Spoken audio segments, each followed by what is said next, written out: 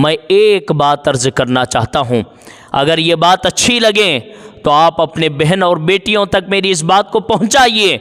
अल्लाह के नबी सल्लल्लाहु ताला अलैहि वसल्लम इरशाद फरमाते हैं, मुस्लिम शरीफ की हदीस पाक है, जहन्नमी औरतों की 4 निशानियाँ हैं। जहन्नमी औरतों की 4 निशानियाँ हैं। हुजूर ने फरमाया, पहली निशानी, वो कपड़े पहनने के बावजूद भी नंगी होंगी। कपड़े पहनने के बावजूद भी नंगी होंगी। उलमा फरमाते हैं इसकी शरअ में इसका मतलब क्या है? फरमाते हैं इसके 2 मतलब हैं।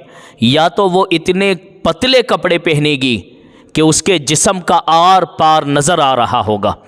आज हमारी बेटियां और बहनें ऐसे कपड़े पहन रही है। और दूसरा मतलब शारिहीन कहते हैं, इसका मतलब ये है, या तो ऐसे फिट कपड़े पहन के चलेगी, ऐसे तंग कपड़े पहन के चलेगी कि उसके जिस्म के नशो नुमा नज़र आएंगे, उसके जिस्म के पार्ट्स अलग अलग नज़र आएंगे।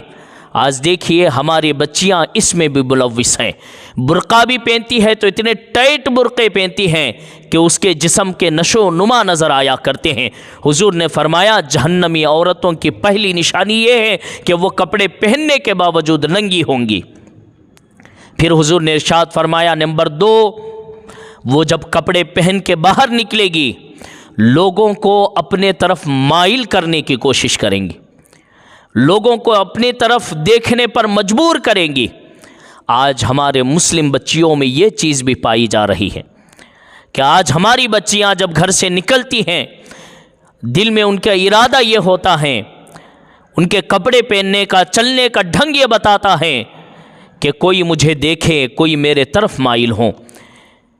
फिर तीसरी अलामत हुजूर अलैहिस्सलाम इरशाद फरमाते हैं, जहन्नमी औरत की तीसरी अलामत ये है कि वो दूसरों को भी अपने तरफ माइल करेगी और ख़ुद भी दूसरों की तरफ माइल हो जाएगी। जब कोई उसके तरफ माइल होगा, कोई देखेगा, तो ये भी सोचेगी कि मैं भी देखूं, मैं भी उसकी तरफ माइल हो जाऊं, मैं भी उससे दोस्ती करूं, मैं भी उससे मोहब्बत करूं, मैं भी उसके साथ घूमूं।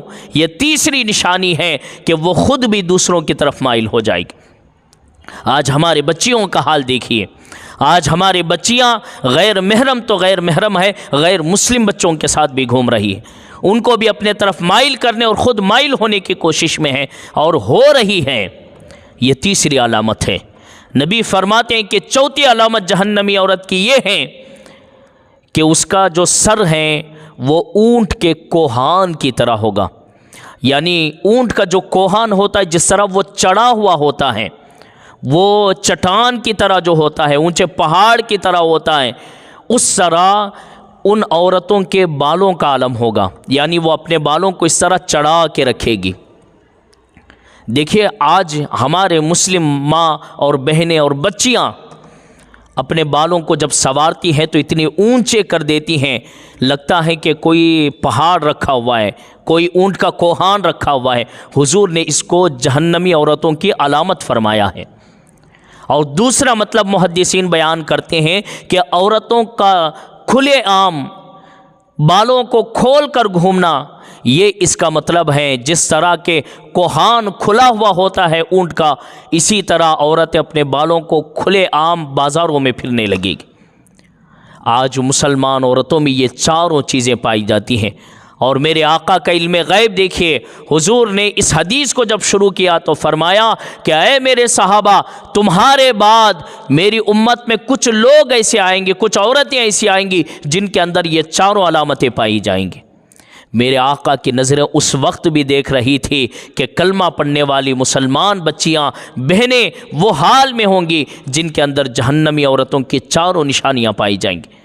मेरे भाइयों, मैं आपसे गुजारिश करता हूँ, जितनी मेरी माँ और बहनें यहाँ बैठी है सुन रही हैं, उनसे मैं गुजारिश करता हूँ, मेरी बहनों संभल जाओ, इन चारों आदतों से बाज आ जाओ। कपड़े ढीले ढाले पहनो और मोटे मोटे कपड़े पहनो, जिससे जिस्म भी नज़र ना आए और नशो नुमा भी नज़र ना आए। और दूसरी, तुम गैरों की तरफ माइल होने के लिए नहीं आई हो, ना ख़ुद को दूसरों की तरफ माइल करो, ना ख़ुद जो है ना दूसरों को अपने तरफ माइल करो। और तीसरी चीज़, अपने बालों को पर्दे में रखने की कोशिश करो। इसमें बालों की हिफाजत भी होती है, पर्दे की हिफाजत भी होती है। जब इन बातों पे आप अमल करेंगे तो जहन्नम से दूर होंगे और अल्लाह के रहमत में आकर जन्नती होने की तरफ बढ़ जाओगे।